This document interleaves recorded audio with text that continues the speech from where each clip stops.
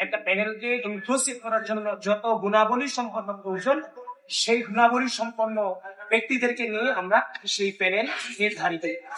এবং আরেকটা জিনিস আপনারা অবাক, অন্যান্য যে প্যানেলগুলো আপনারা দেখেছেন সেই প্যানেলগুলোতে তাদের সংগঠনের প্রেসিডেন্ট সেক্রেটারি কিন্তু ভিপিজিএস এজিএস এ এসেছে। সেই জিনিসটা থেকে বাংলাদেশ জাতীয়তাবাদী ছাত্রদল পুরোপুরি আলাদা। আমরা আমাদের জায়গা থেকে আমাদের যারা সংগঠনের প্রেসিডেন্ট সেক্রেটারি যারা আছেন তারা কিন্তু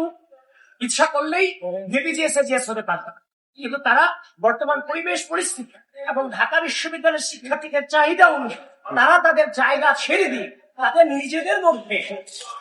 যে নির্বাচন প্রক্রিয়া সম্পন্ন করে তারা তাদের জুনিয়রদেরকে সামনে এনেছেন এবং শিক্ষার্থীদেরকে নেতৃত্ব দেওয়ার জন্য সেই সুযোগ তারা করে দিয়েছে, যার কারণে বাংলাদেশ জাতীয় ছাত্রদের প্যানেলটা অন্যান্য সকল সংগঠনের প্যানেল থেকে সম্ভব আনবে। তারপর আমরা গতকালকে যখন আমাদের প্যানেল ঘোষণা হওয়ার পর আমরা আমাদের মনোনয়ন পত্র জমা দিয়েছি। জমা দেওয়ার পরে আসলে আমাদের বেড়ে ওঠাটা খুব নর্মাল ভাবে না, নর্মাল ভাবেই যদি বলি একদম যেভাবে আমরা কথা বলি যে আমাদের বেড়ে ওঠাটা কিন্তু আসলে জুলাই কেন্দ্রিক আমাদের ফন্ডে আসলে আমাদের তো জুলাই গণঅভ্যুত্থানে আমরা চোখের সামনে অসংখ্য রক্ত দিচ্ছি,